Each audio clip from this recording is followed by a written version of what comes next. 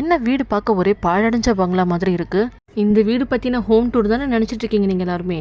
ஆனால் இது வந்து பாழடைஞ்ச பங்களாவும் கிடையாது, இதை பற்றின ஹோம் டூரும் கிடையாது. எங்களோட வீடு மழைனால ரொம்ப டேமேஜ் ஆகிடுச்சு. இது எப்போன்னு பார்த்தீங்கன்னா டிசம்பரில் பெஞ்ச மழைனால தான் எங்கள் வீடு இவ்வளோ டேமேஜ் ஆகிடுச்சு. ஆக்சுவலி அதுக்கு முன்னாடியும் லைட்டாக தான் இருக்கும். ஆனால் இந்த வாட்டி நமக்கே தெரியும் டிசம்பரில் எப்படி மழை அடிச்சுதுன்னு. ஸோ அப்போ வந்து நாங்கள் செகண்ட் ஃப்ளோரில் இருக்கோம். ஆனால் அப்போயுமே எங்கள் வீட்டுக்குள்ளே செம்ம தண்ணி வந்துடுது. டிசம்பரில் பெஞ்ச மழைக்கு இப்போ என்னம்மா வீடியோ போடுறீங்க நீங்கள் எல்லாருமே கேட்கலாம். நீங்கள் கேட்குறது எனக்கு புரியுது. ஆனால் நான் எனக்காக இவ்வளோ லேட்டாக போடுறேன்னா இந்த பெயிண்ட் ரீஒர்க் பண்ணுறதுக்கு எங்களுக்கு கொஞ்சம் டைம் எடுத்துச்சு. ப்ளஸ் ரிசல்ட் எவ்வளோ நாள் நிற்கிதுன்னு பார்த்துட்டுலாம் நம்ம வீடியோ போடணும். ஸோ உங்களுக்கும் வந்து அந்த சஜஷன்ஸ் ஏதாவது வேணும்னா கூட நீங்கள் எனக்கு காண்டாக்ட் பண்ணலாம். அதுக்காக வேண்டி தான் நான் இவ்வளோ லேட்டாக போடுறது. ஃபஸ்ட்டு என்னென்னா எல்லாத்தையும் சுரண்டி எடுத்துட்டோம். ஒரு வீட்டில் பெயிண்ட் அடிக்கிறோன்னா, ஒரு ஷிஃப்ட் பண்ணுறோன்னா கண்டிப்பாக எவ்வளோ வேலை இருக்குன்னு உங்கள் எல்லாருக்குமே தெரியும். ஸோ அந்த மாதிரி தான் எங்களுக்குமே அன்றைக்கி செம்ம வேலை இருந்துச்சு. முதல்ல வந்து இது எல்லாமே சுரண்டி எடுத்ததுனால செம்ம தூசி வீடு ஃபுல்லாக. பெயிண்டிங்னா சாதாரண விஷயம் கிடையாது. ஜென்ஸுக்கும் சரி லேடிஸ்க்கும் சரி அன்றைக்கி வீடு ஃபுல்லாக செம்ம ஒர்க் இருக்கும். ஸோ ஹஸ்பண்ட் வந்து இந்த பக்கம் பெயிண்ட் வாங்க போனால் வீட்டில் இருக்கிற ஒய்ஃப் வந்து அதெல்லாம் க்ளீன் பண்ணுறதுக்கே அவங்களுக்கு சரியாக இருக்கும்.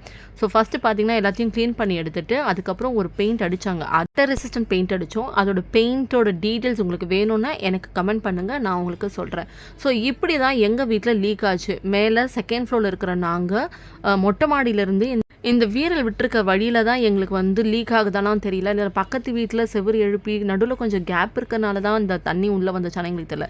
ஸோ என்ன பண்ணாங்கன்னா செகண்ட் ஃப்ளோரும் சரி நாங்கள் வீட்டுக்குள்ளேயும் சரி ஃபுல்லாகவே க்ளீனாக வந்து அந்த வாட்டர் ரெசிஸ்டன்ட் கொடுத்து கவர் பண்ணிட்டோம். ஆஸ் யூஷுவல் நம்ம முன்னாடி என்ன கலர் கொடுத்துருந்தோமோ அதே தான் நம்ம இப்போ கலர் பண்ணிட்டோம். பட் இதிலலாம் எந்த டிஃப்ரென்ஸும் இல்லை. உங்களுக்கு வந்து அந்த வாட்டர் ரெசிஸ்டன்ட் தான் மெயின் ப்ராடக்ட்டே. அது மட்டுமே இருந்தாலே போதும், உங்களுக்கு லீக்கேஜ்லாம் வர வாய்ப்பே இல்லை. நாங்கள் இது வரைக்கும் யூஸ் பண்ணி ஒரு 6 மந்த்ஸ் மேலே ஆகுது. இது வரைக்கும் வீட்டுக்குள்ளே எந்த தண்ணியும் வரல. மழையும் அப்படி பெய்யலை.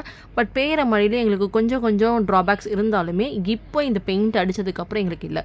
ஸோ மாடியும் நாங்கள் வந்து அப்படியே அட்டஸ்டச்சில் ஒன்றா அதையும் பண்ணிட்டோம். ஸோ ஃபுல்லாக என்ன பண்ணிட்டோம்னா ஹீட் ரெசிஸ்டன்ட் பெயிண்ட்டு, ஹீட் உள்ளே இழுக்காமல் இருக்கிறதுக்கு, நாங்கள் செகண்ட் ஃப்ளோரில் இருக்கிறனால ஹீட் உள்ளே வராமல் இருக்கிறதுக்காகவும் நாங்கள் பெயிண்ட் அடிச்சிட்டோம்.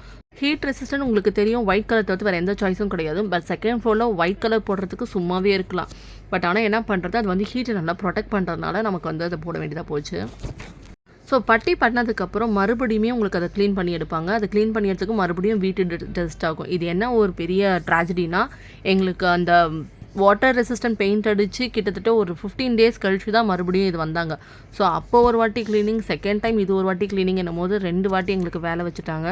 பட் இருந்தாலும் என்ன பண்ணுறது, இது பண்ணியே ஆகணுன்றதுனால பண்ணியாச்சு. ஸோ எவ்வளவோ மேக்ஸிமம் கவர் பண்ண முடியுமோ கவர் பண்ணினோம். ஆனாலும் வந்து தூசி கிச்சனுக்குள்ளேயும் வந்துடுது. எல்லாமே அவங்களே வந்து க்ளீன் பண்ணி முடிச்சுட்டு அதுக்கப்புறம் மறுபடியும் பெயிண்ட் அடிக்க ஆரம்பித்தாங்க. ஸோ மொட்டை மாடியில் நம்ம சொன்ன மாதிரியே white colour paint, heat resistant paint அடிச்சிட்டாங்க. ஃபுல் பெயிண்ட் பண்ணதுக்கப்புறம் மொட்டை மாடி அவ்வளோ ஒரு லுக் இருந்துச்சு. டெரஸ் வந்து செம்ம அழகாக இருந்துச்சு. அவங்க சொன்ன ஒரே கண்டிஷன் வந்து கிழியக்கூடாதுன்னு சொன்னாங்க. வேறு எதுவுமே அவங்க சொல்லலை. அழுக்குப்படுறது அது ஆப்வியஸ் தான்.